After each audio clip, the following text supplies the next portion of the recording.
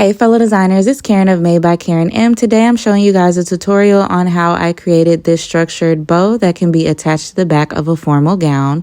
The materials that I used for this were Pelon 721.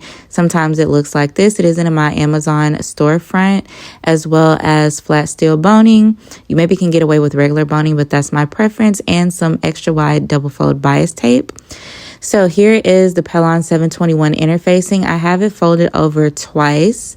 Pay attention to the shape that I'm cutting out. I'm basically cutting out the shape of a bow. This is 4 layers of interfacing. So it's really, really, really thick. When I unfold it, this is what it looks like. Next, I'm taking some double fold bias tape and I'm sewing a strip down the entirety of the center of the bow. I actually ended up doing multiple strips because at first I put a different type of boning. I didn't like it.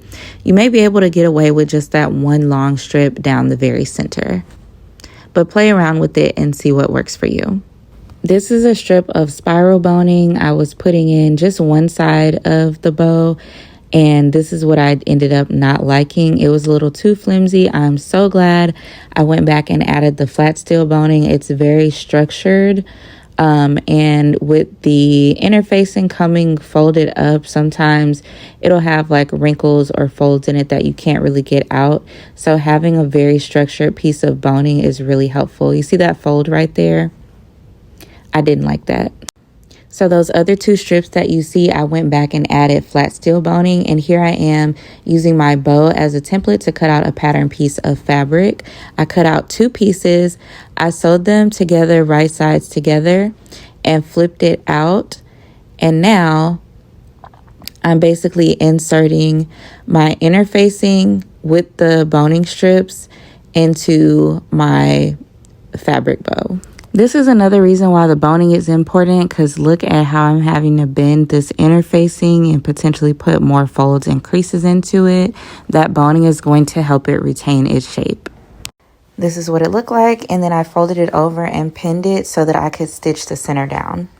Then you're going to cut out a long wide rectangle, sew it along one edge, right sides together, and then flip it out. It needs to be long enough so that it goes over the center of the bow.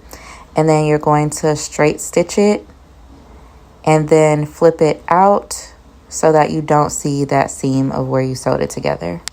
And this is the structure. Again, with the flat steel boning, it is moldable, so you can make it as flat or round as you like. And now that I have my knot attached, I'm just taking my bow tails. I did a very, very, very long piece of rectangular fabric, folded it over right sides together, stitched it down one edge, and then folded it right side out.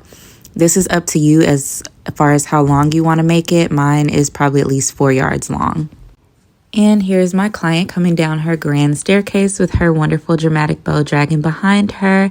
I attached it to the dress with hook and eye closures. These are in my Amazon storefront as well under corset making essentials. I put 2 in the center and 1 on each side at the top of the bow.